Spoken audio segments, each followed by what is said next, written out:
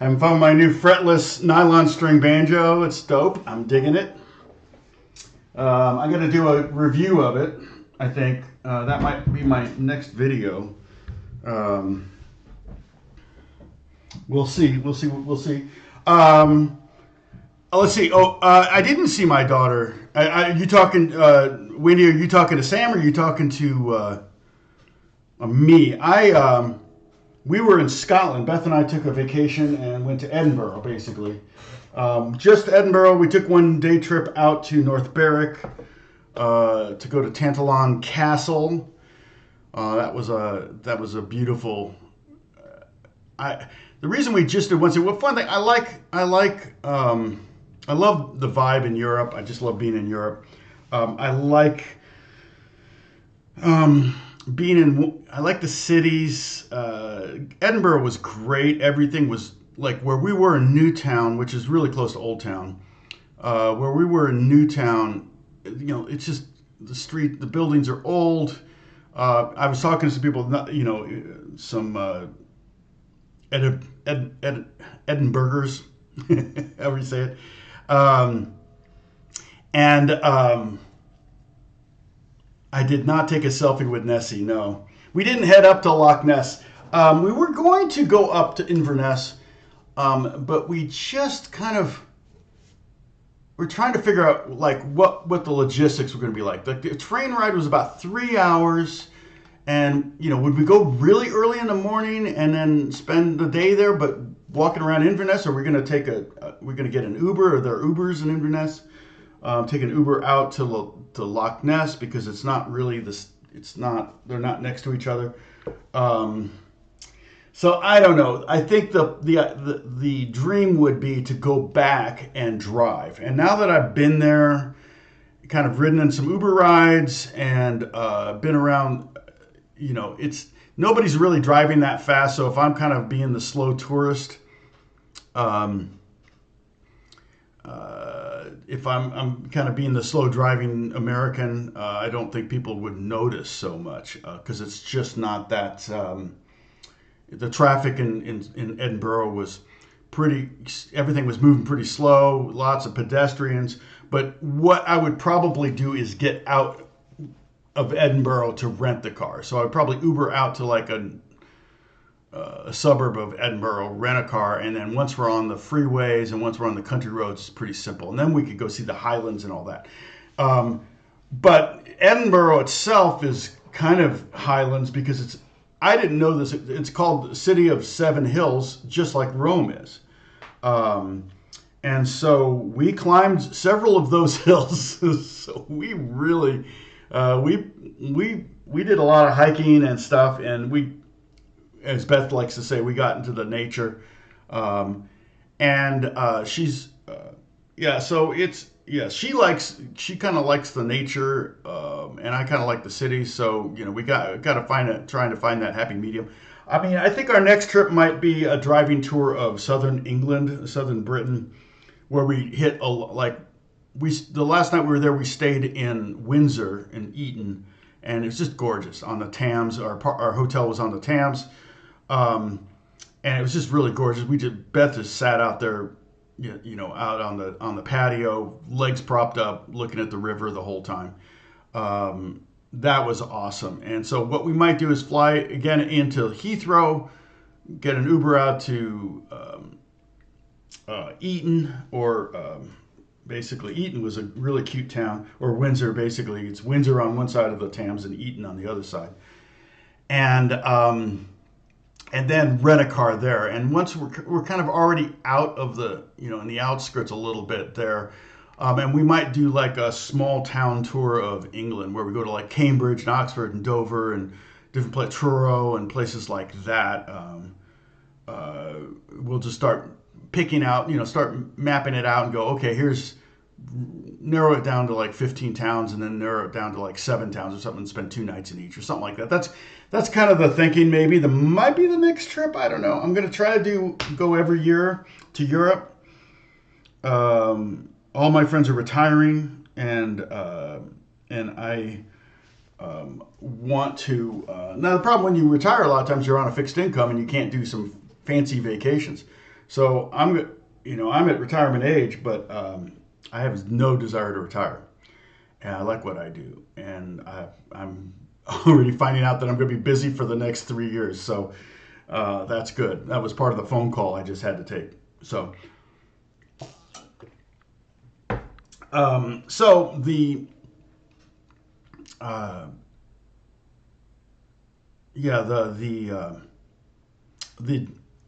dream is to maybe do 2 weeks a year in Europe and maybe a week at a beach somewhere or something like that. Try to kind of live life a little bit like I'm retired. Of course, if the kids start moving around the country, then I know a lot of our trips are going to be going to see the kids and not so much going to fun places.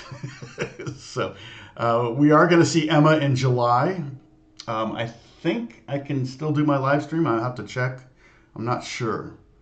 But that will be later in July. Let's see. All right, now I don't really have a plan for today. Anybody have any thoughts about what they'd like to learn? I mean, we don't have very many. We don't really have a quorum here. We only have like 10 people because I'm so late, and I've been off for 2 weeks, so people are out of the habit. So I get that. Maybe I'm going to have to do 5 days in a row just to get people back on board. You have a cheap Flint Hill resonator. I love it. Yeah. Oh, you got it off Amazon. It happens to be in tune right at the moment. Well, that's good. No, yeah, I did see Alex yesterday. Jack's coming over today. Emma, like I said, we're going to go see her. She lives in Spokane, so we're going to go up there in July. Let's see what else is going on here. So, boom, boom, boom. Yeah, Scotland. You went there back in '83 as a student. Oh, nice. Yeah, there's the university there. Yeah, it was the vibe was cool. And the thing is, what I like doing, like I said, I like to go to one city and just kind of camp out there. And we found a pub. I wish there were such things as pubs in LA. They're just not. If anybody built a British pub, a real British pub in LA, it would be crowded and nonstop people, and there would be a line out front.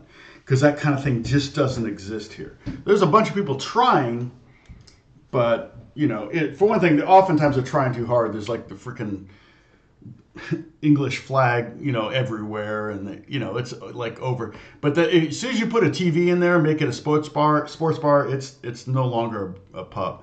The pub we went to is just like pretty well lit, leather, booths, very intimate. Mostly older people, mostly only people from that neighborhood, because literally every block has its own pub, and we have our own coffee shop, and we went to the same coffee shop, we went to the same pub. Basically, we felt like we lived there. We went to the same restaurant across the street, and I think Beth got fish and chips 3 times in a row, and I'll tell you, the money, our dollar went far there. I mean, we went to a gourmet place where we got a 6-course tasting meal. It was 39 pounds per person. Something like that would have been $150 a person here in LA. It was good. It was weird. I'm not a gourmet, so the funny thing was on that they asked us if we had any food allergies, and I was looking at the menu and I'm like, well, there's like 10 things on this menu I've never had before, so I I don't know. So now I had some thoughts about what I could teach on, and maybe Bruce, I don't know, maybe you can help me remember some of this stuff. Hey Rick, what's going on? Stranglehold by Ted Nugent. I don't know. I probably learned that back in the 70s when I was teaching guitar lessons, but I don't. Boy, get in tune there, string. It amazes me when guitars go sharp.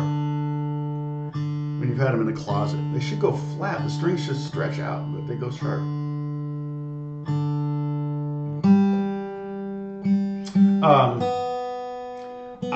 We could continue with the the bossa nova stuff. I guess kind of three different levels here. One would be continue with the bossa, which I would consider kind of in the medium, you know,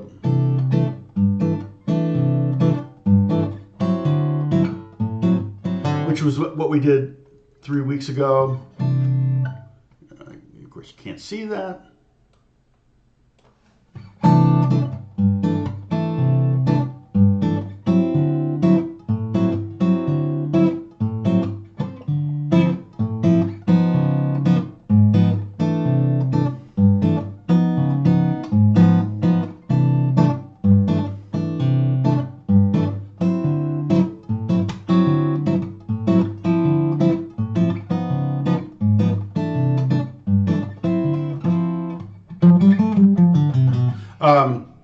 And then, so we talk about, we could, bossa nova, which would kind of be in that middle of the three. We could also talk about, one of the things I thought about, I don't know if, Bruce, this is where I need your help. I don't know if we've talked about this before, but memorizing the chords in different capo positions. So for example, if we capo a 3, what are the chords here? That's not a G, that's a B flat. So that would be a beginner thing. But people like to use capos, and I get it, because if you want to play a song in B flat, you really, you know, on acoustic, and you're a beginner, you don't want to be playing B flat, and E flat, and F, and G minor, and C minor. All those chords are a lot easier if you capo at the 3rd fret and use G shapes. But you know me, I don't really like people that go, well, okay, so now I'm playing G shapes, and this is B flat, or G. Because then you think you're in a G, and you're going to do like, do a G lick, and it's not going to work over that because you're not in G, you're in B flat. So we could do that where we just spend a lesson just quizzing you basically and teaching you, so that when you capo at the 3rd fret or the 1st fret, we could do, you know, the 2nd fret and the 5th, 4th fret. I could even put them in kind of a priority kind of thing order. That in that context, I could show you all the chords, and then I just quiz you on them in the lesson. That would be more of a beginner thing. The other thing we could talk about, which would be more advanced, would be doing chord melodies. So like,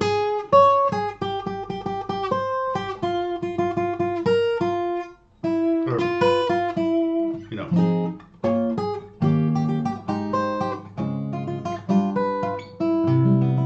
We could talk about that. I see the question. I'll get to that in a second, Bruce. So those are the 3 things that I was thinking about the last couple of days. Like, oh, what could we start a new thing? Is there something new we could work on? I mean, we could keep doing the boss. I could show you a couple more. We could do a couple more lessons on that if we want. But anyway, so that's kind of what I'm thinking. This is kind of a welcome back video, I guess. How do I improvise my music ear? Paul, so I'm not exactly sure what you're asking. You wondered how to improvise or to solo. That's a big subject, and we could talk about that. That could be a series. I could do a whole series on how to improvise, how to solo. That's, you know, a lot of people want to know that. A lot of people want to know things like, how do you do, like, if you're playing a song in G, say, you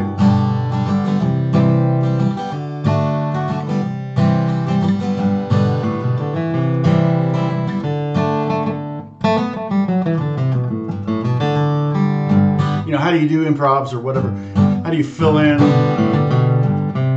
And, you know, I can't, it's hard. It's funny. I could do it if I had a band. I was playing along with a band. It's hard to do, but by myself. So I did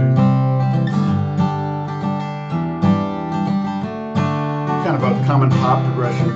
4, 1, 6, 5. Oh no.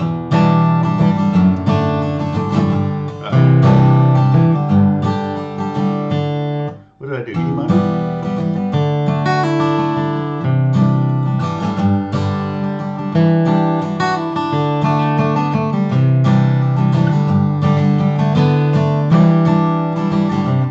always helps to have music in front of me when I'm just like noodling.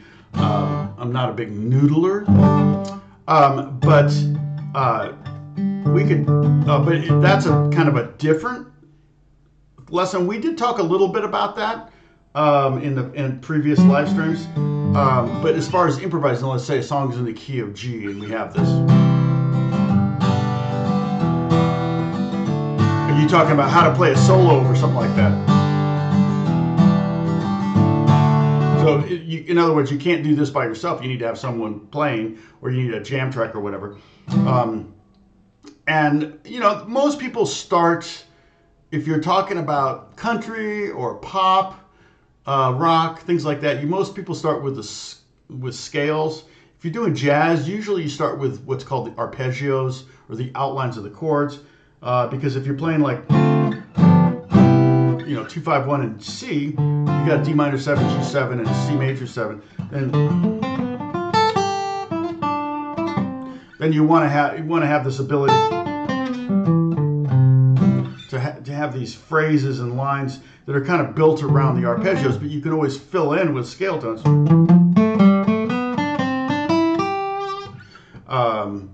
Things like that, but ultimately, and you mentioned the word ear, and ultimately what you want to do is you want to have this conduit that goes from your here to your hands, or from here to your hands.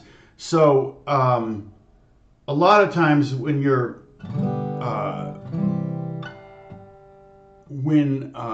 the best are soloing, we could pick the best guitar players, the best improvisation, or whatever. They're playing stuff that they're hearing in their head with their hands. And so a lot of times what I suggest students would do is sing along, like you're doing something in G.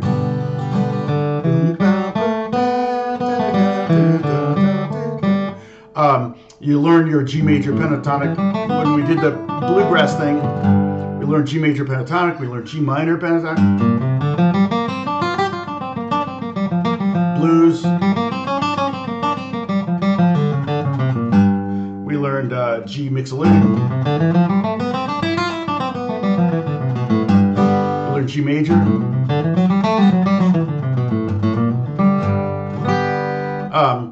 And when you're playing over a jam track,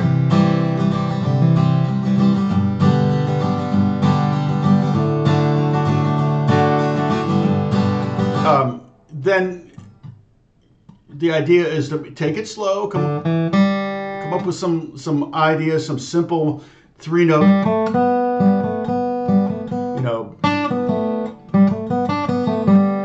and then do some variations on that. Keep it simple. But if you want to try to start to connect your head to your hands, you can sing what you're playing, which may take maybe a thing where you go ba, ba. There's a thing you're imitating, ba, ba, ba, ba, ba. And something you do by yourself with no one around, so you're not embarrassed. Ba, ba, ba, ba. But eventually you can go ba, da, da, da, like that, or da, da, da, da. Or whatever. You hear a melody in your head, you can go to play it on the instrument, because your head is unlimited. You have a billion melodies running around in your head, and the idea is to try to get those in your fingers. Now, when I improvise, am I hearing melody? Sometimes what I'll do is I'll start, and we talked about this at the very beginning, caged method. I'll use the cage method to kind of get me in a position, and then each position, there's 5 cage shapes. That's why it's called cage, because there's 5 letters in the word caged, C-A-G-E-D, and there's 5 shapes in different positions on the neck. So each one of them kind of gets you in a different place on the fretboard, so you can get a different timbre, a different pitch, different range, things like that, and also different ideas, because each shape comes with its own set of licks that tend to feel really good in that shape. And that's why the cage method is what I typically will use to kind of navigate my fretboard. Now, once I'm established the fact that, let's say I'm going to use the E form over an A, like it's an A chord, but I'm going to use the E form,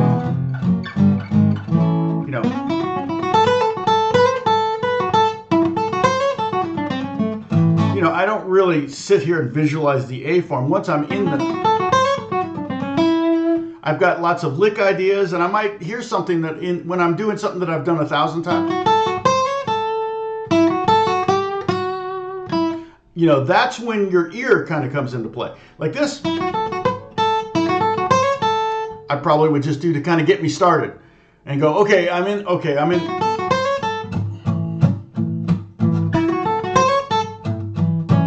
But then I might.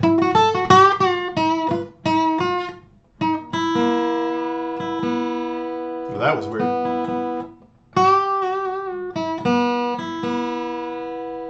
That was weird. It just jumped way down. That was interesting. I think I put, yeah, these are my strings. I put these on. Okay. So anyway, but yeah, so that, or something like that might have come from my head. That might have been a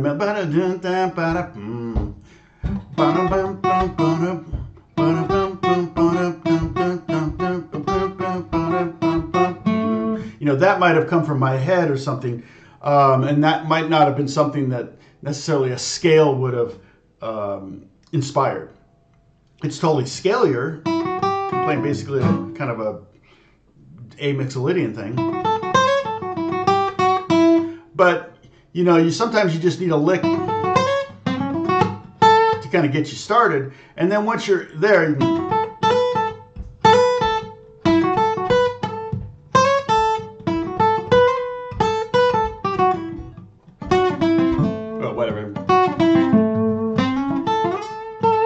again, it's hard for me hard to improvise when I don't have music to play over. But yeah, I think that singing along with your playing is a really good way to again try to connect those two things. And it may become a shtick, you know, you can use when you're performing live.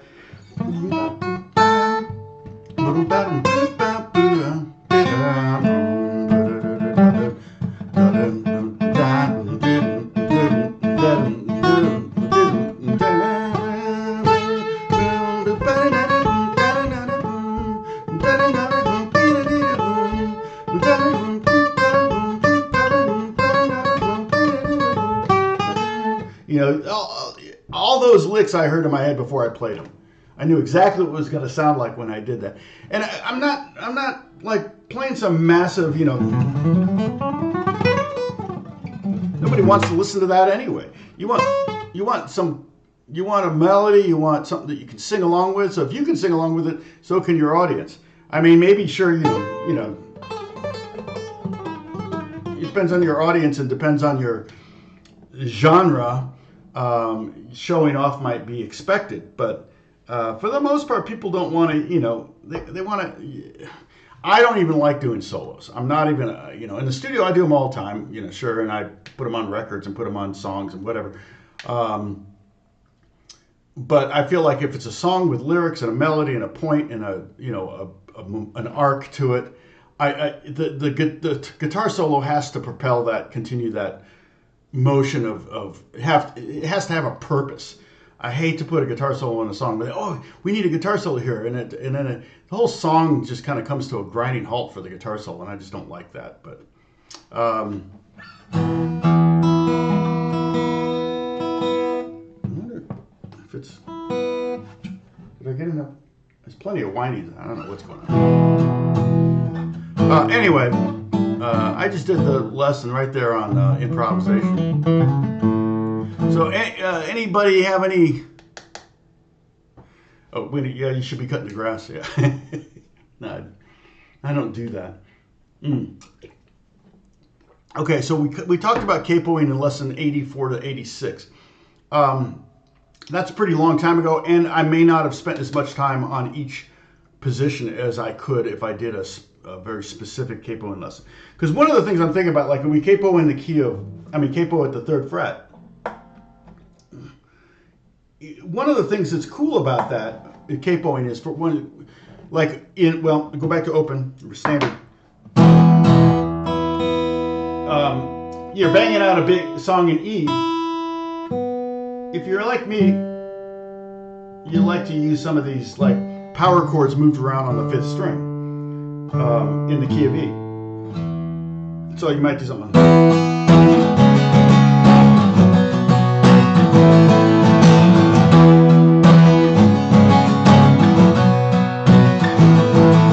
But you can do the same thing. Like, oh, I love the sound of that. I love the droniness of the top two strings being open. Like, but you can't really do that in the key of G. Well, you can if you do this.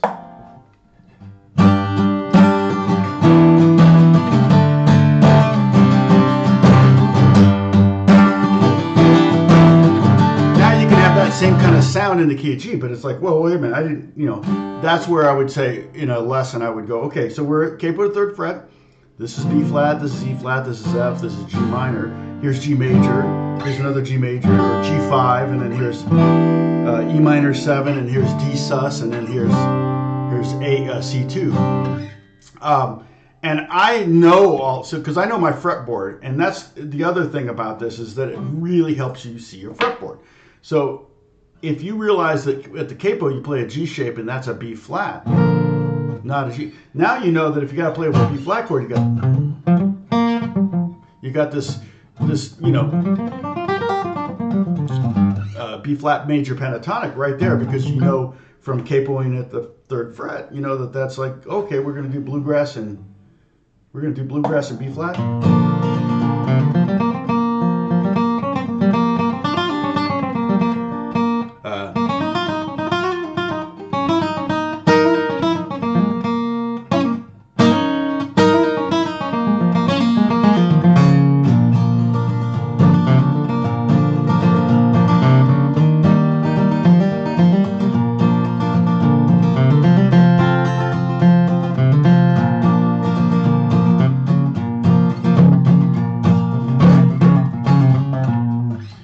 Then you know your B flat mixolydian. Well, now you know your B flat mixolydian is there as well. So that's what I really like when you capo, to not like think you're in G, but to actually realize what key are you playing in. And what I would do again, I would just do one. I wouldn't go, okay, this week I'm going to learn all 12 positions. No, don't do that. Just like, have you ever used a capo? Why did you use a capo? Was it to change the key for a singer, or was it to get out of a bad key? So, for example, the song's in B flat. You don't want to play B flat chords, you know, E flat, F, and everything. The shapes are much easier with a capo at the third fret. You just play G shapes, but you're actually playing B flat chords. And so, what I suggest is just spend a week on one capo position and learn the chords really well. Like that's G. And here's the thing, the prefixes change, but the suffixes stay the same. So, and you're like, what the heck do you mean by that? Well, so this is B flat, and down here was G, and G7 we played like this, one way to play it, and so that's B flat 7. So B flat major 7, B flat 6, B flat minor 6. You have C. C shape would be E flat, and then E flat 2. So all the numbers that come after the name of the chord, those all stay the same. Those all transpose and transfer, without any change at all. Where it gets a little difficult, and I'll make this smaller. Actually, I'll go here. Where it gets more difficult is the slash chords. And again, I would do that if we were going to do spend a week on one position. I would show you the slash chords as well. So you're fine, Dennis. I'm on your time right now. In my head, it's 6 o'clock. No, actually, I'm kind of back now. Getting there. I got up at 4:30 this morning. I'm like, oh man. But yeah, Dennis. Now in Holland, I'm trying to remember. I don't think in Holland we ever. The hotel we stayed at in Amsterdam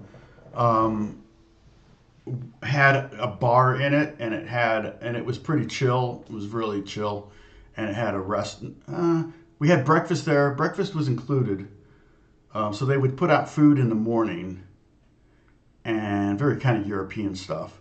And then in the evening, you could order food. That's right, we ordered food. I think one time, but we would have like a glass of wine or something before bed. Helps when you're battling jet lag to kind of have something to make you extra tired. Um, but oh hey Skull. Um, yeah, hey Joseph. Yep, I'm back. Oh, we got 19 people. Not too bad. After taking 2 weeks off, I totally expected the numbers to be down, and I started late because I had to take a phone call. Um, but in fact, I got some work to do today, but it's not hard at all. So, um,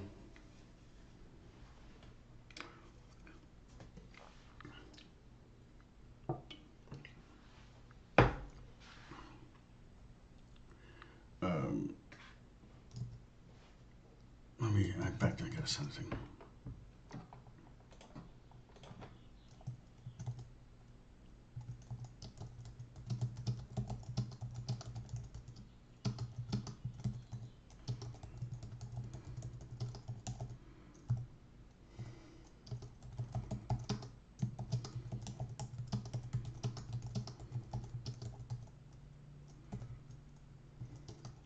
Sorry.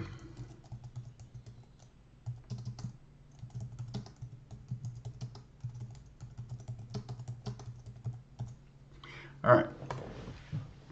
Um, yeah. So, yeah, kind of so far, that's what I've been doing. Well, what'd you miss? Yeah, that's pretty much it. A little mini lesson on capoing. Let's see. It looks better there than it does on OBS. Um, so we could talk about capoing. I always love talking about capoing. I also, and I need to do some more videos. I'm still haven't finished editing that stupid um, mandolin video that I did. I'm like, oh man, I gotta do that. So I'm probably 70% done on it. It's just tedious, and it's like, and when I'm watching, I'm like, oh man, I wish I'd said it this way, or and I can't, I've never gone back and filmed something. I can't dress the same, and that one was the video I did on mandolin was on was I did it up in the mountains, so they have to go and rent the same house to do it. But I'll get it done, and maybe when I do that, I can do a little like partner video here live. So let's see. Let me add a text thing here. Okay, video ideas.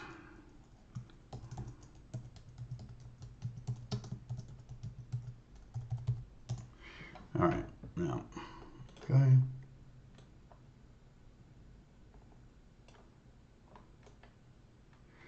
So let's see.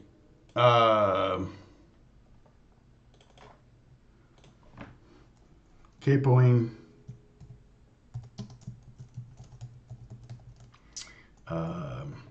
More bossa. Did you guys have fun with the bossa? Did you actually play it in front of anybody and they went, "Oh, that's fun"?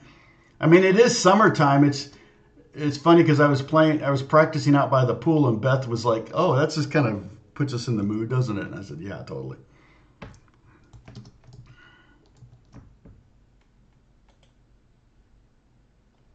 Um,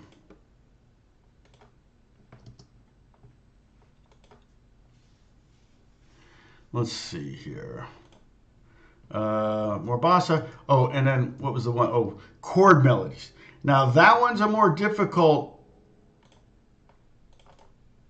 Oops. There we go. Chord melodies. That's like how to make a chord melody. Now that's more going to be a lot of bar chords and stuff. So that's more of a I don't want to say pro, but advanced. I should put a V there. That makes it more obvious.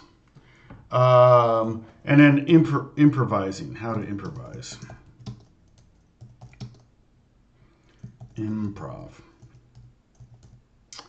Um, In fact, I recorded this song. I may actually just put it up on YouTube.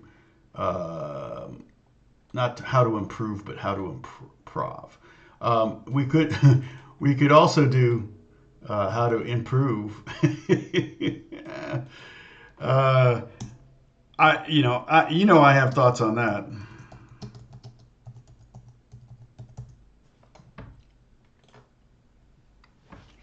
I don't know. Anybody else will see. Send open chords with capo. Yeah, and so Joseph, that would be the easiest thing, and it'd probably be the most popular thing to talk about capoing and stuff like that. Yeah, 3 weeks went by. Well, yeah, it went really by really quick. I mean, I only took one weekend off at church, and I went back this weekend, and it was like I felt like I just was there. So that didn't. I didn't. We were only gone 11 days. I think in the future, I think to just because if we're gonna have to deal with jet lag, it's almost better to stay a little longer. And the kids hang at the house, so they like staying at the house and having it to themselves. So um, they didn't do too many big parties, just a couple ravers. So um, anybody have any suggestions? There could be something where we could, again, do one of those lessons where I talk about something that I need to work on, which is everything. Um, oh, okay, yeah. And am I going to go back and watch those? Probably not. But let me see. Let me also check. Dang it, live. This one here. Did they put a million? Oh, they did. Dang it. I hate that. Okay, I'm getting rid of all the ads for the last live stream. Sorry about that. One ad there. About an hour in, put an ad, and about another 30 minutes in, put an ad. Yeah, that's it. That's all I do. It's like, I hate that they add a million ads. um,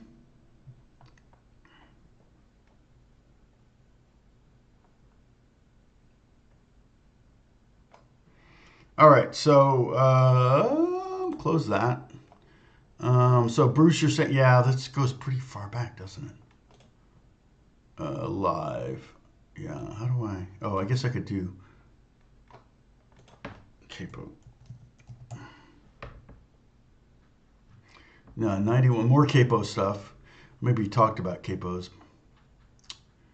86. Yep. Okay, I see. Harmonizing. Okay, and I did a couple videos harmonizing with capos and stuff. So yeah. All right.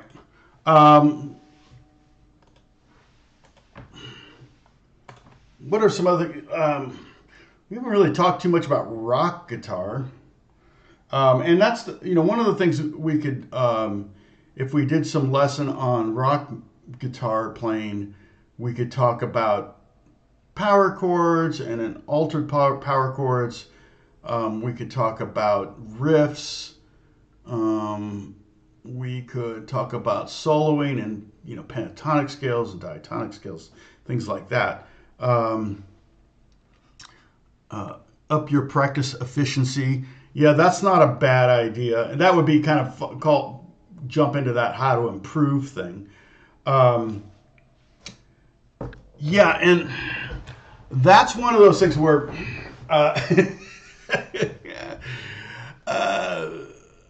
I used to be really good at practicing. No, I don't want to say that. I've never been really good at practicing. I used to be good at practicing. I mean, you probably could come to the conclusion that, well, you're a professional guitar player, so you must be good at practicing. I think that I was tenacious and I practiced a lot. Like I said, I had an 8-hour routine that I did, and it was classical music stuff. Like I would do my Segovia scales.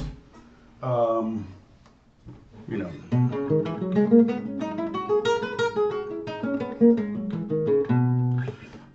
And then I would do the Giuliani arpeggios.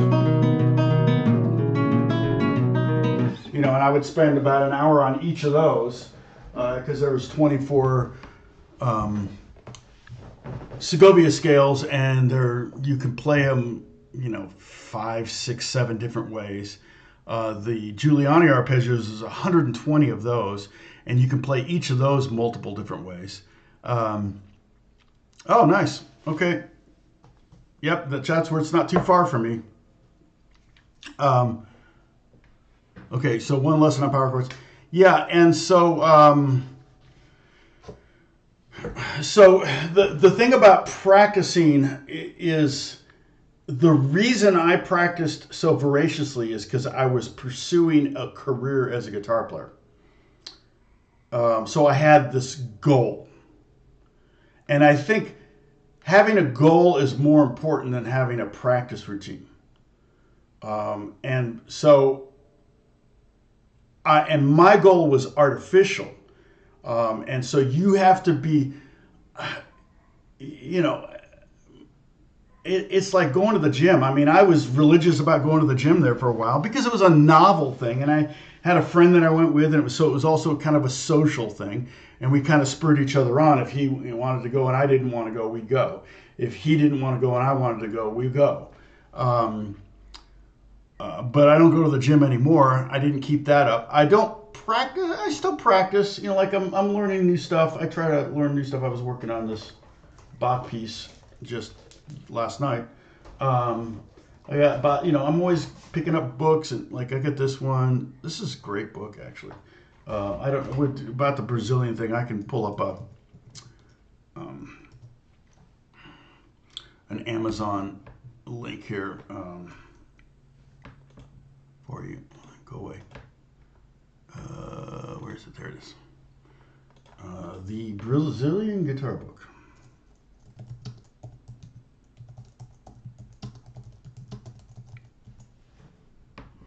Yep, this is it. This is a great.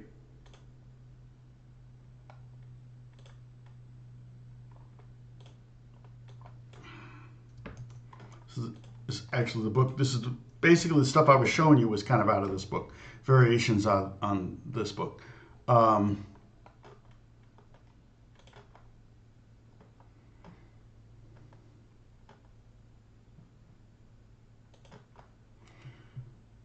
Let's see.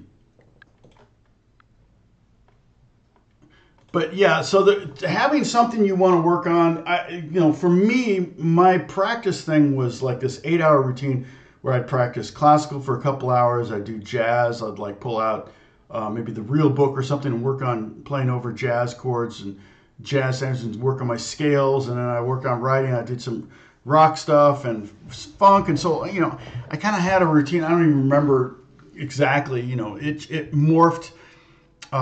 It kind of morphed as I started to get work in this direction. If I started getting some jazz gigs, I'd maybe edit those, those blocks and maybe go do less classical stuff and do more of this, whatever. And classical would actually be quite a bit of it because there was the repertoire stuff was reading, and that was good for my reading chops. So it was kind of killing two birds with one stone. And even the scales, like when it's all kind of cross-pollinating, like working on those scales, the Segovia scales on classical guitar. I wouldn't necessarily use those per se on electric or in a rock context or a jazz context, but I could, and the dexterity that I'm developing doing that carries over to the other instruments and the other genres. So there was this kind of a lot of cross-pollination in the rehearsal process. But if I had a wedding coming up, say, I would kind of, put more weight on the classical stuff. And then if I had a jazz gig coming up, I put more weight on that. Or if my band was playing or something, I would do more time practicing band songs. But most of this was done after my band days were over, and I was really trying to pursue session work. Now, again, this was an artificial goal, and that takes a lot of discipline to stick with that. And so as far as getting better, musical phrasing, sweep picking, okay, that's kind of one of those things where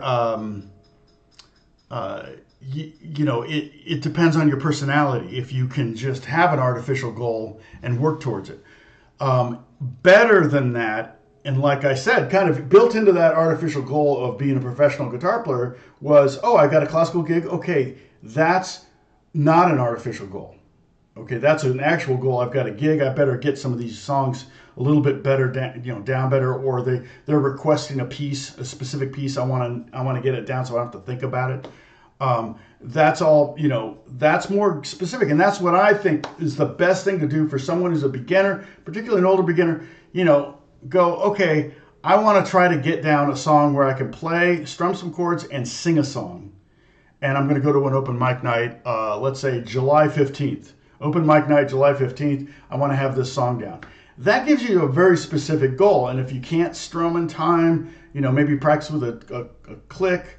And then if you can't strum and sing at the same time, get those two elements down apart from each other. Maybe record yourself strumming, practice singing with your strumming.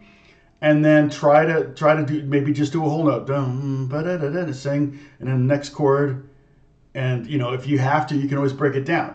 And then try to record yourself singing and seeing how you sound. And, a lot of times in your head, you think, oh man, I'm sounding pretty good. And then you hear the tape back and you go, oh no. And other times you go like, oh man, I'm not very good. And you listen to the tape and you go, well, I'm not as bad as I thought I was. You can videotape yourself or, film yourself on your phone. So these are, it's all about, having the motivation to pick up the instrument every day. And, in my video 7 tips, I say, pick it up 5 minutes a day. Well, I don't say 5 minutes is enough to get good. I say 5 minutes. If you just psychologically think, oh, I have to pick up the guitar for 5 minutes, before you know it, it's been 25 minutes. And that now you've actually maybe pushed forward on something. And again, for me, I kind of visualize so much of my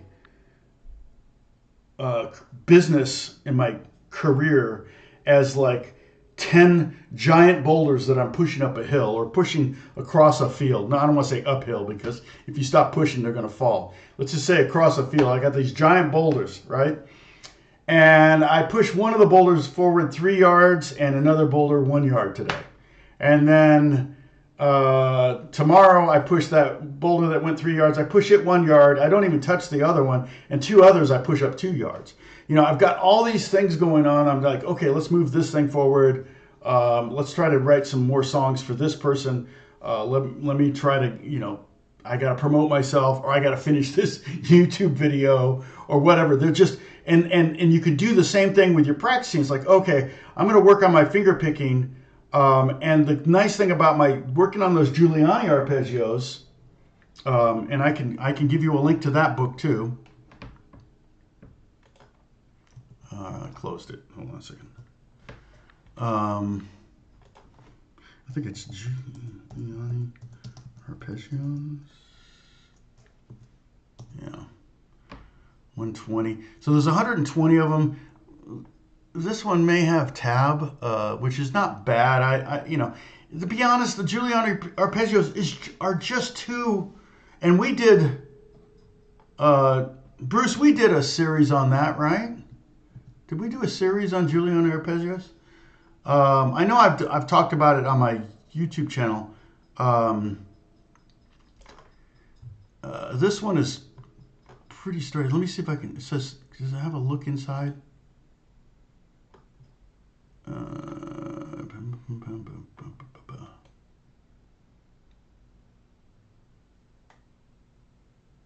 Oh, this one's even cheaper.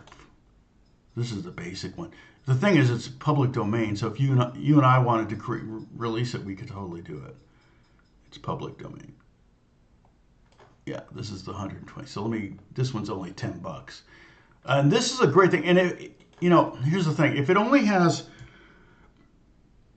music, don't let that stress you, because there's only 2 chords. There's C and G7. It's only 2 chords in the Giuliani arpeggios. Some of them are a little bit more complex, have a little bit of movement on them, but some of them are just like.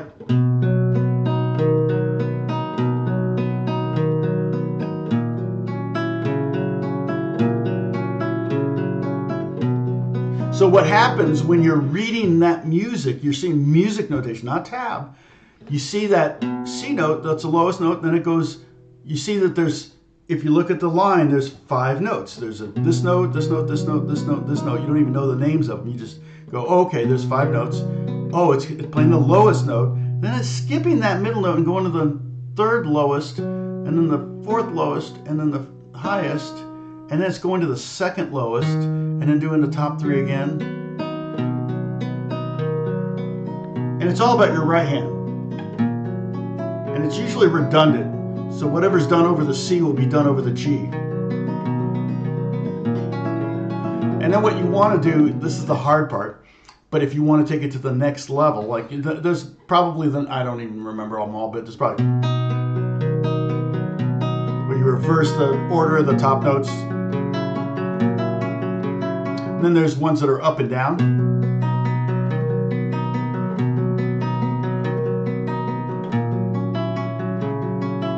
And of course, you're going to start out a lot slower than that.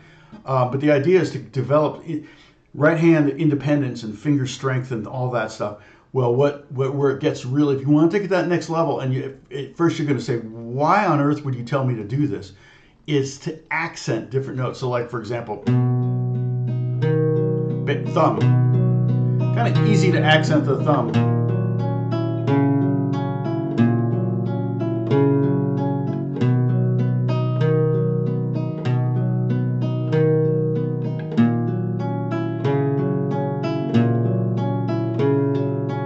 Then do it again where you accent the first finger. So it's,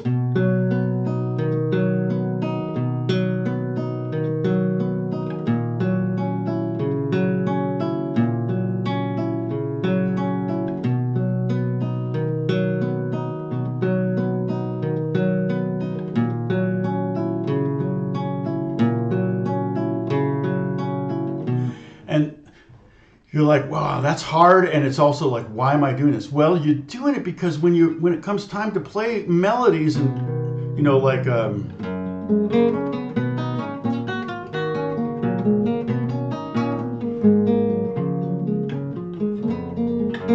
you want different notes to ring out at certain volumes, and you're bringing out different things. Or when I'm playing like pop stuff, like.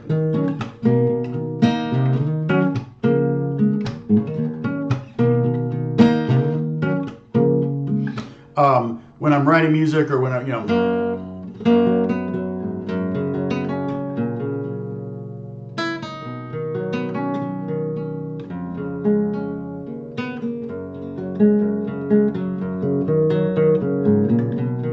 whatever, I'm just improvising, but I'm able to have that. Not only are my fingers doing what I'm telling them to do, they're doing what I'm telling them to do at the volume I'm telling them to do it. So at the intensity, and that's another level of finger independence. It's one thing to be able to go, okay, I'm going to have this finger assigned to this string, and this finger assigned to this string, and this finger assigned to this string. It's another thing to say, I'm going to have this note jump out.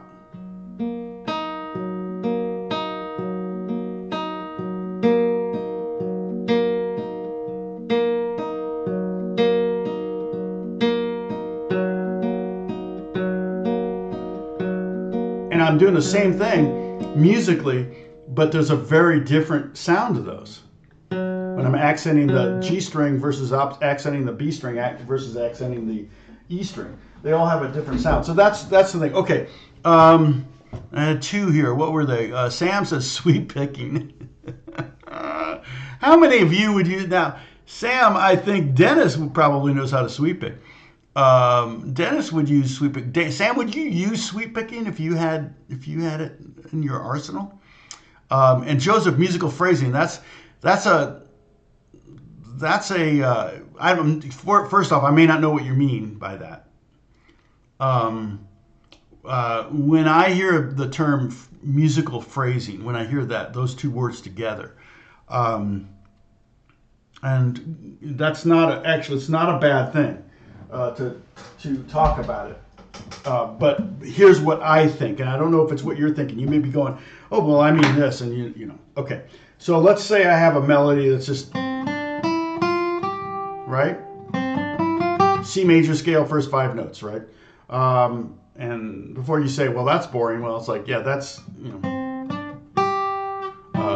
Beethoven could make hay with 5 notes. Okay, well, There's 1,000 ways I can play that. I could go, okay, that's a different way to play that. All right, so I played the C string, C note on the G string, I played the D note on the B string, and I played the E note on the E string, and then I played the F note on the G string, and I played the G note on the B string. And so that kind of gives this chimey, ringing out kind of.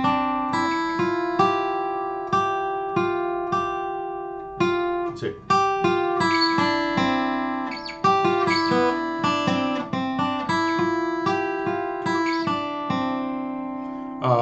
And that's so. If I see this written as a melody on a song, well, I could play that.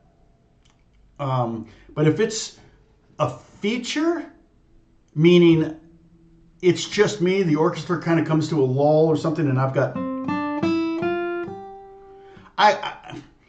they're asking me to play a melody, but they're asking me to make it musical. And so what does that mean? Well, maybe it means sliding the last note. Okay, it may mean sliding the first note. It may mean hammering on the first note.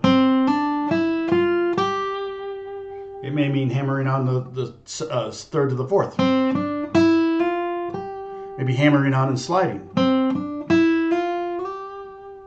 Okay, so all of those that's musical phrasing. That's what I think of. Okay, this is a phrase, but it's not very musical. Is more musical. So that's if I don't know if that's what you're talking about, but a groovy kind of love.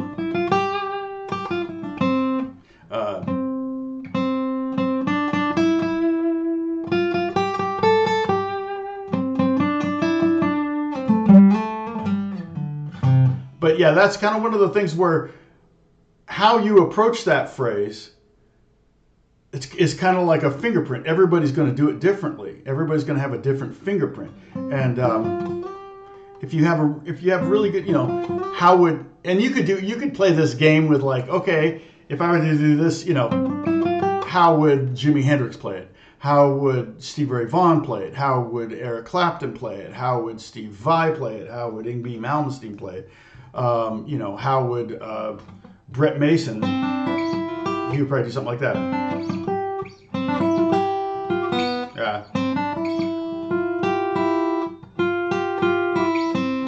Dang it, that's hard.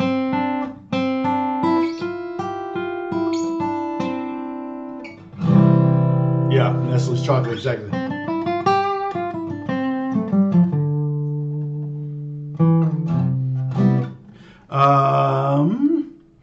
But that's phrasing. Okay, now sweep picking. All right, so we're going to talk a little bit about sweep picking. What time is it? I've been on about an hour because I had a phone call, like I said. Has it been an hour? Oh my gosh, exactly an hour. Look at that. Okay, don't forget to hit the like button. Yeah, yeah, Eddie Van Halen would have been like...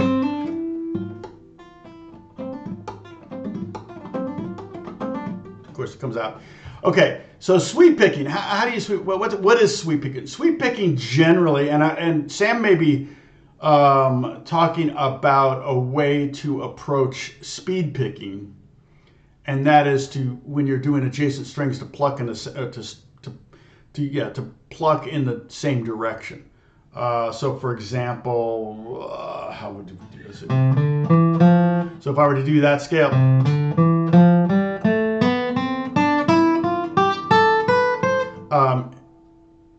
The way I just plucked that was down, up, down, down, up, down, down, up, down, down, up, down, down, up, down. What's his name? Frankenbali would play pentatonic scales in a weird way. Instead of going like...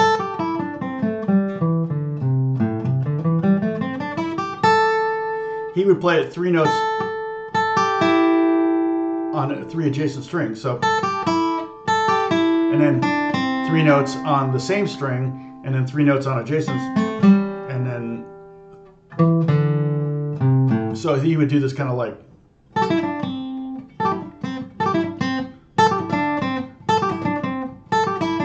so the lick is 5th fret. It's not easy.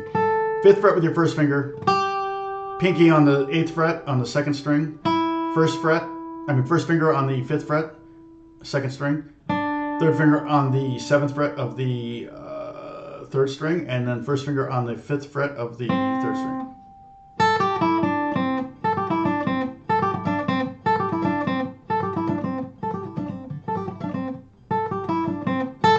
Right? That's our lick.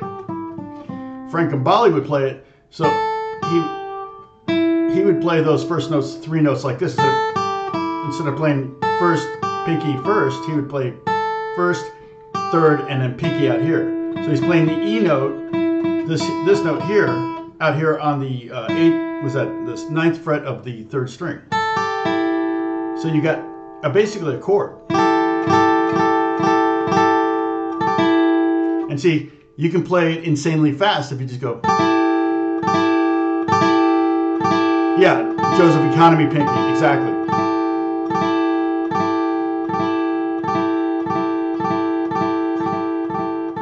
Some people will call that that economy picking. They would also call it like mini sweeps because you're doing 2. You're playing 2.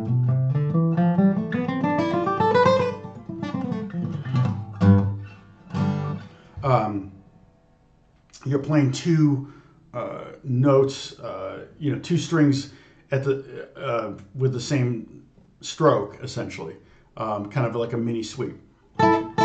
So with this, and then he finishes it off going to the 7th fret and to the 5th fret of the 3rd string. So you got 3 notes on 3 adjacent strings, and then so you're going up, up, up, down, up, and then you're going to go do more up. So.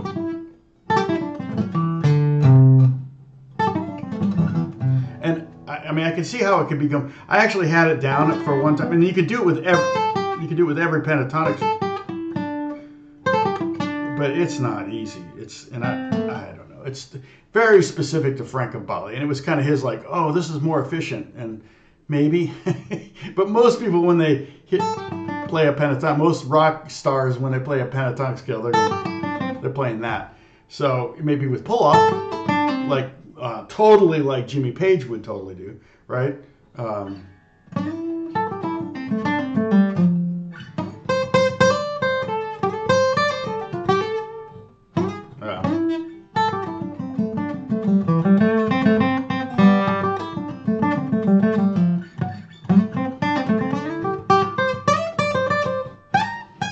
Stairway to Heaven solo.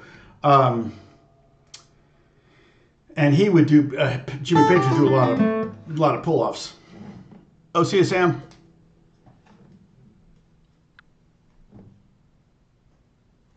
But so sorry, Sam's going now. But like you could do like 7th arpeggios. When I think of sweep picking, I always think of major or minor chords. So like for example.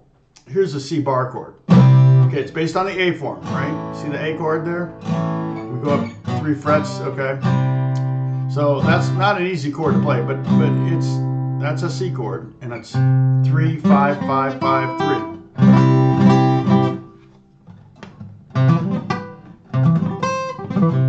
And so that would be kind of a typical sweep thing. What I'm doing is I'm playing a triad. I'm playing C, E, G, C, E, G, C. Just the 3 notes in the triad. C, E, G, C, E, G, C. And that's actually really easy on mandolin, but it's stinking hard on guitar. And I never use it. So I use it as a parody sometimes if someone's saying, hey, do a heavy metal thing, and I'll be like, okay. And so that's one way you could do it. I knew this guy. I don't know whatever happened to him. He was a shred god kind of guy, and could do stuff I couldn't do, and it was real impressive. But I'm like, how are you gonna make a living at this?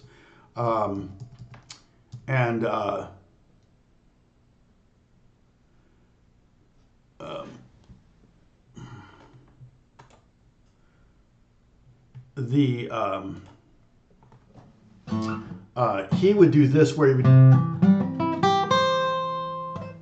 he would add the E up there. Remember, it's triad. So C, E, G, C, E, G, C, oops, C, E, G. He might even hit that G right there. And then he would pull it off and then back down. And it was like, let's see if we can do it D maybe.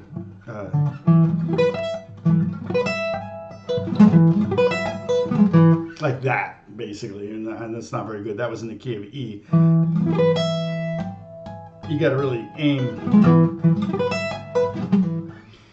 It's not anything. It's like, here's the thing. I'm a super practical guitar player. I'm like, is anybody going to ask me to do that in a session? No. Oh well, then I'm not gonna take 1,000 hours out of my life to learn how to master that. Yeah, my fingers are not the fastest in the West, but yeah, it sounds really impressive because you're really going to, and so sweep picking definitely can, because it is probably the most efficient picking method on the guitar, can result in some pretty amazing, flashy sounding things. I kind of stopped trying to impress people back in the late 90s when I was teaching those clinics, because I remember I said, I'll try to impress them. And I remember the first clinic I did, I flubbed up my little thing, and it was like, okay, well, that's stupid. I'm just going to be too nervous. Yeah, it's much easier on electric than acoustic, that's for sure.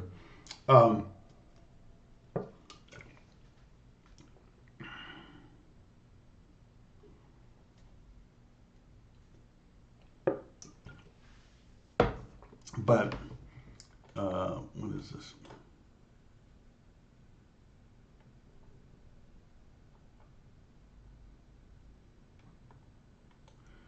All right. I don't know if I'll do that. So anyway, that's happy Juneteenth, YouTube at Gary. So I think, yeah, I mean, I think probably the most likely thing I'm going to do is the capoing thing, because it just is the most base thing. It's something that actually, and hopefully when I'm teaching it, even the more advanced players can get something out of it. Okay. And so, and I may have talked about it before, but what are we on? What stream is this? 307. So Bruce, you're saying that was like back in 96, the 80s and 90s. I talked about capoing. So it's been a while since I've talked about capoing, and we have different people now here. Keep lifting Holly up in your prayers. She lost her mom a couple weeks ago. I think it was a couple weeks ago, 10 days ago. She wasn't here today. I noticed. So, but I went through this back in, let's see, my mom passed away 2017. We moved her out in 2014. Is that right? We moved her out to live with us like around 2014, and she passed away a few years after that. But it was great being with her every day and stuff. Totally changed our life as far as what our daily. It was particularly for Beth, kind of good timing because we were pretty much done with homeschooling, so she kind of started taking care of my mom, and that. I think I couldn't have done it without her, and so we were able to have my mom with us for a while before she passed away. But that was very valuable or precious time. But when my mom passed away, there was a lot to do. I had a lot to do, and fortunately, financially, legal document wise, we did everything. Everything was up to date. Everything was ready to go. So it was fairly simple. But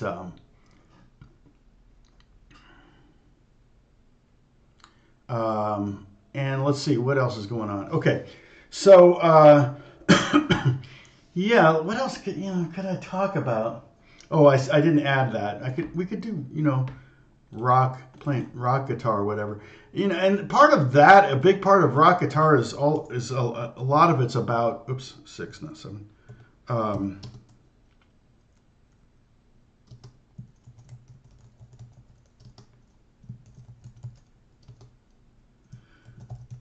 is is kind of about tone and amps and what guitar are you going to be Strat rocker? Are you going to be a Les Paul rocker? Those are your basic top two choices right there. You've got lots of other options, but those are the top two right there. Probably Telly would come in third. So, that would be a lot of but I don't really, I'm not a gear guy. I don't really talk about that. I don't know a lot about that kind of stuff. So I don't know. Yeah, power chords would come into that. Pentatonic scales, which we've talked about. Power chords we've talked about. Riffs. Palm muting might be a part of that. That's a big part of rock to get, again, it's all about creating energy. And for rock is, energetic and you could probably have, kind of the aesthetics of rock guitar, like what are some of the elements, and hammer-ons and slides and two-handed stuff. I mean, it could be a whole thing. I could talk about that forever. Positive grid spark amps give you virtual effects. Oh yeah, I don't have one of those, but a lot of amps now. I remember Yamaha. I mean, actually, there were amps that came out a long time ago that had like built-in effects and even modules you could pull out and put in other amp. Back in the 70s, I think. I'm trying to remember who did that. Randall, maybe one of those amp companies did that. Yeah, I want phaser, or I want delay, and you put these effects in there, stuff like that. Use your smartphone programming. Yeah, I think Yamaha has something like that as well. There's a lot of amps companies that do that. And that's great for, I think, for home practice and getting sounds. One of the things about when you're practicing and stuff like that, it's always fun to have sonically a sound that you like. So, dialing up that lead tone that's really gainy, that, sustains forever and has a little delay and some reverb and big room sound or whatever, it makes you sound like a guitar god. That's fun, and that helps you play. I mean, a lot of times, like always when I'm recording, I get a sound I like, and then a lot of the people I work for, particularly composers or whatever, they want me to send that sound, so I'll bounce it using the sound that inspired me. But then they also want what's called a DI, or a direct input, and that is easy to do because I just bounce the same file but turn off all of the, bounce it without any of the plugins. And so that just ends up sounding like individual. And then what they do is they go and put their favorite amp or whatever, or maybe they just spent a bunch of money on some amp plugins and they want to get their money's worth. So they take my guitars and put it through their amps. I don't really care. I've already gotten paid. If it's not my tone, it doesn't sound like me or whatever, I don't really care. It's probably some TV infomercial or something like that. So it's not really going to be anything that I'm going to hear or see or anyone's going to associate with me. So I'm not too worried about it. But if I'm doing a record that's different, then I would be doing like really trying to get a sound that's identifiable with me. Or a lot of times if I'm going to the studio and do a record, I'm bringing amps and pedals and things like that. We're dialing up tones and we're taking our time. And that's kind of how you do that. But anyway, it's a different approach for everything. Fender Mustang has what? Get the Spark Go, small and cheap. When they do a promotion, battery charge, tiny, nice. So Aslan knows.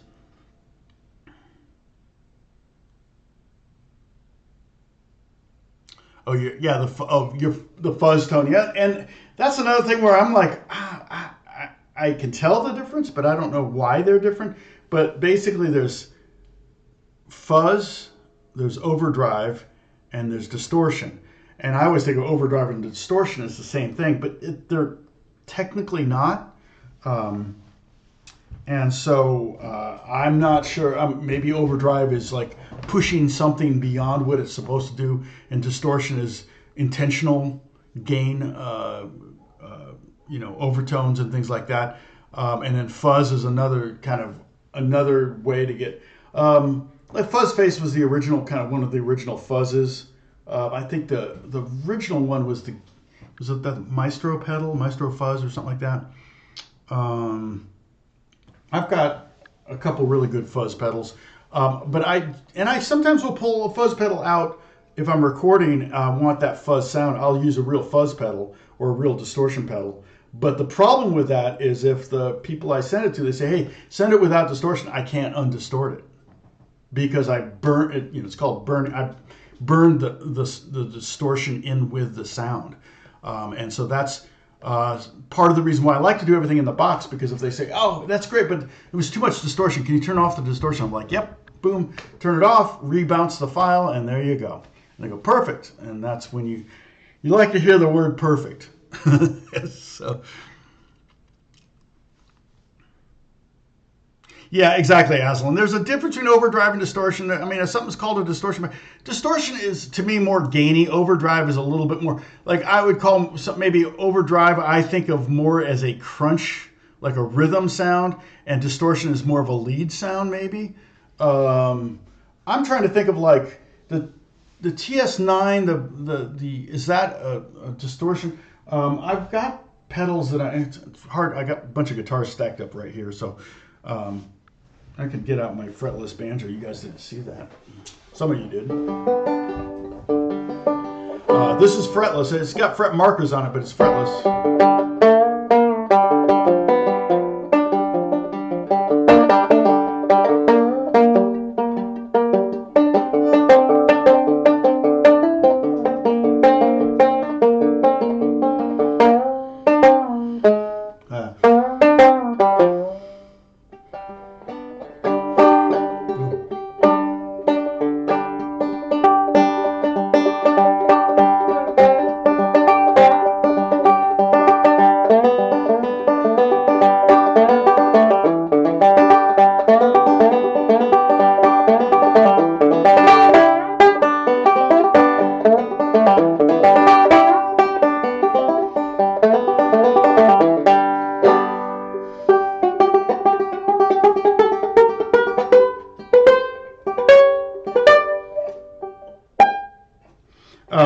Yeah, it's kind of cool. It's maybe avoid the high G string. I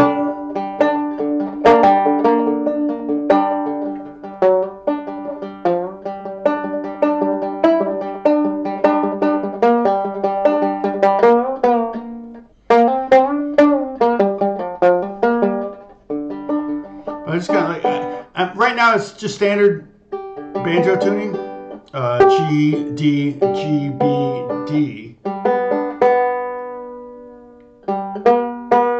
But if I want to get kind of a darker,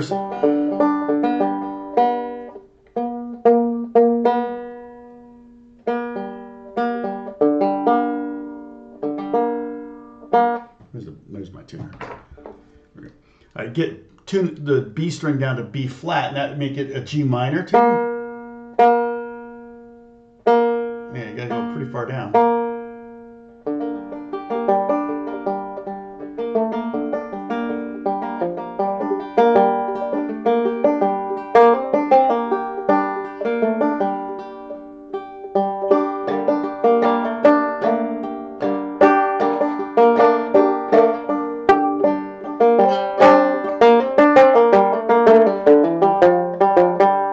So if I notes it,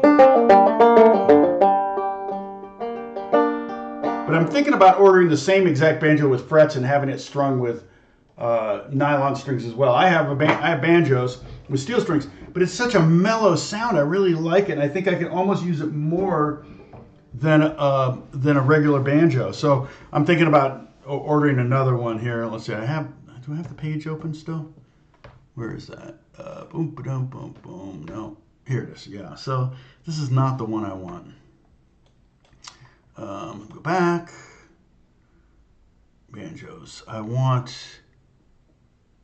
this one, the AC but not fretless. That's a long neck.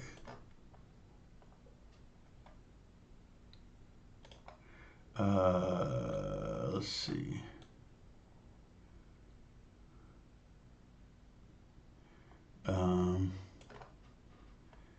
See, that's the A. Is that?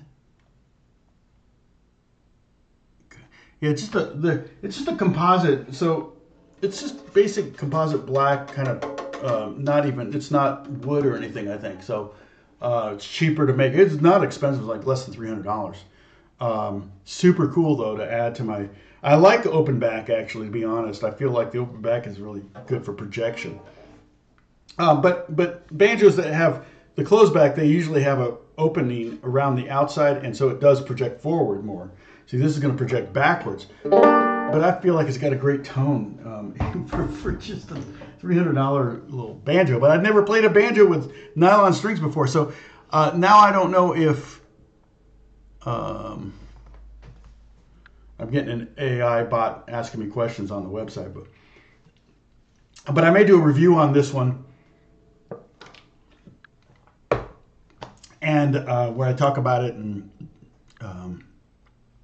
yeah, claw hammer is mostly going to be open back. You're right, but even like old timey banjo too, anything old timey, it's the modern bluegrass stuff is the closed back, and I have a closed back banjo, but you know, I to be honest, the really expensive like Gibson ones, I don't really like the sound of them. I feel like they're really tinny sounding. So, I don't know. But I'm not a banjo connoisseur. Yeah, like a mini bluegrass banjo there. That's kind of cool. They've got, this is Gold Tone Music. They have a bunch of banjos. So, anyway, that's where I got that thing from. Hey, Jan, what's going on? Yeah, you like the banjo? Yeah, with bluegrass, usually, I mean, I'm not a legit player, but yeah, usually you would have your pinky on the top. And really, I'm generally playing 2 fingers and a thumb. You don't really play a 3-finger, I don't think.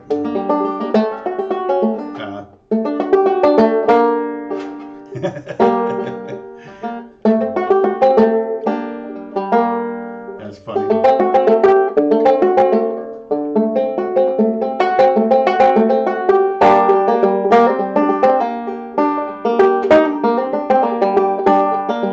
Claw hammer is more like, they tend to play up here. I think part of it so they can get that slap on the strings hitting the frets. Of course, on a fretless, there's no frets, so you don't get that. But you want to get kind of slap. So really, what I'm doing is I'm hitting the top, and then you just use your index finger to hit the melody. It's hard.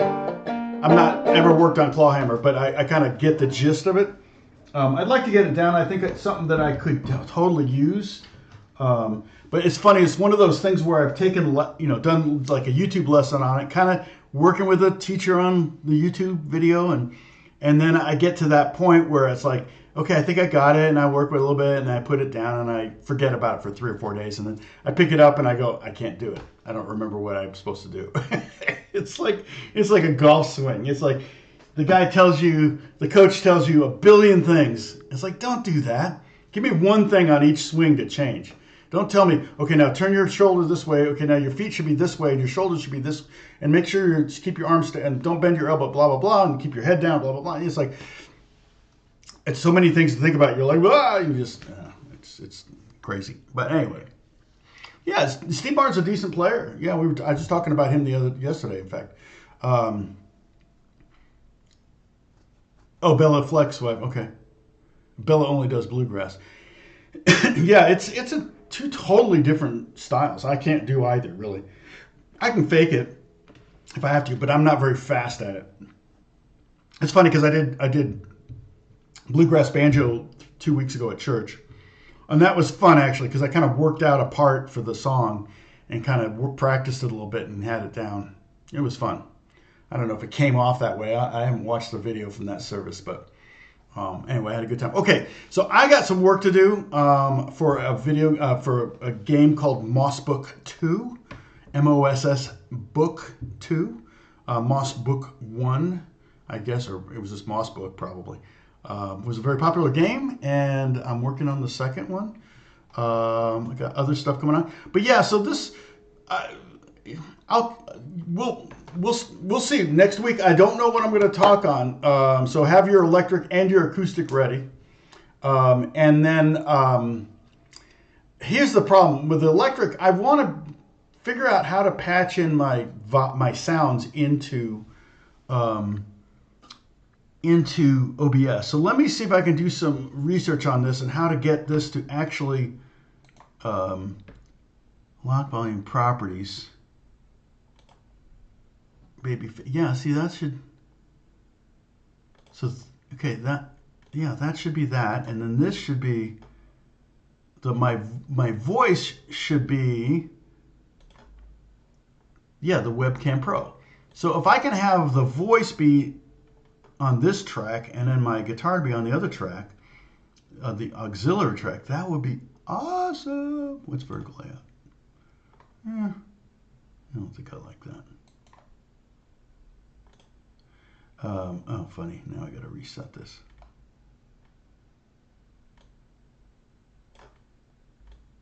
What the heck? Sorry. Oh, weird. Okay. Now I messed something up. But that's all right. So, anyway, so I'll see you all next Monday, Lord willing.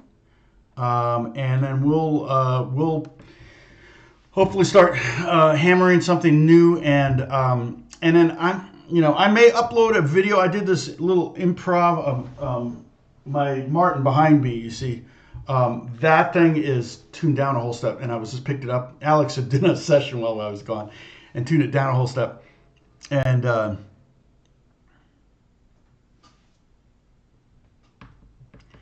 I don't know. The thing I tried to change was.